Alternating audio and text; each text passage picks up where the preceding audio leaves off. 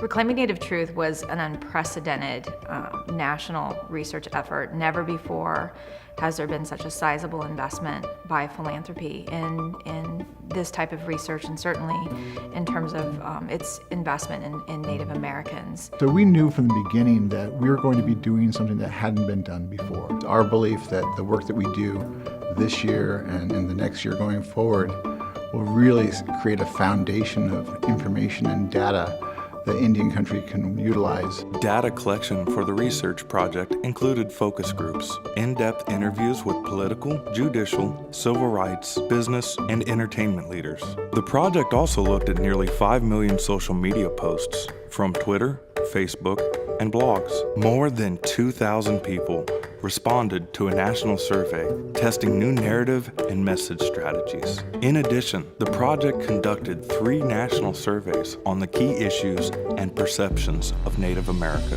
What we learned from the Reclaiming Native Truth research is that I think it affirmed many assumptions that Native Americans had. And that's that there are deep-rooted biases and toxic assumptions that many Americans across the United States hold. Many Americans, including those in key institutions such as courts, philanthropy, and Congress, hold a number of biases about Native Americans. And many of these beliefs are learned in grades K through 12. The most toxic is the sense that Native Americans are growing rich from welfare and casino dollars.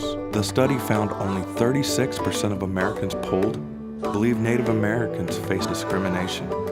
This indicates the level of discrimination against Native Americans is underestimated compared to other groups. The invisibility of Native peoples in everyday life, media, popular culture, K through 12, education, and institutions is extremely damaging and contributes to bias, discrimination, and institutional racism.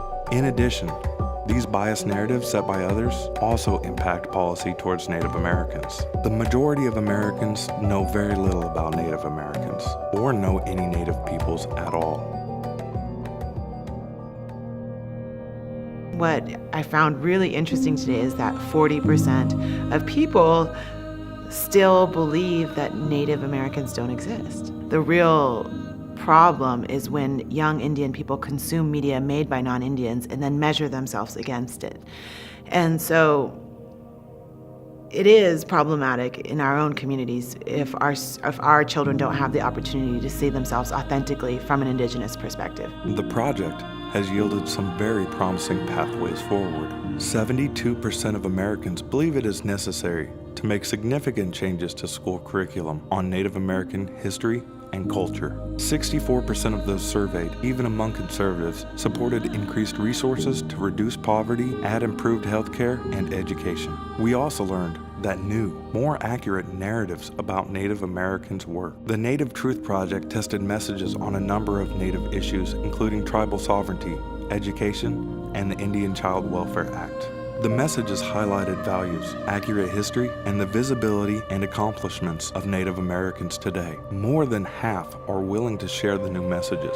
In our research, we identified 3 groups. We identified allies, we identified movables, and we identified a third group that's going to be more challenging for us to move. This research has been a ton of aha moments. Why this project was really important is because most of us in our professional careers are working on dissuading those myths and had no idea what that core narrative that people held of Indians was. And so we were always treating the symptoms and not the disease. One of the most important things for us to accomplish is to be able to make sure that policy decision makers actually understand who we are at the core of our souls, our culture, our spirituality, our contributions. And they haven't learned that in the education system, but they can learn it by us. And I'm excited about using this data. When we think about the work that we do at NCAI, we do a lot of great policy work, but what we do not very well is sharing what we do and sharing the message. This data is going to help us share that message in a way that people can find our work more useful. So I think this project really kind of gives us that kind of shared opportunity that we can work with advocates and allies and others who are interested in social justice and in equity, and we can all come together so that we can have a better way of life, socially and economically, while still retaining our identities. I think that's what this project helps do. Yeah, I mean, definitely the way that I think about this is that we build awareness about invisibility. We build awareness if we can get mainstream society talking about the way in which invisibility of Native people is the modern form of racism, step number one accomplished. Number two, if we can get people to take seriously the fact that they are not getting a good education about Native people and to be upset about that, right? To start seeking out more information. We are so early on in the process of what we understand. And we've learned a lot in 18 months, but there's still a great deal we don't know.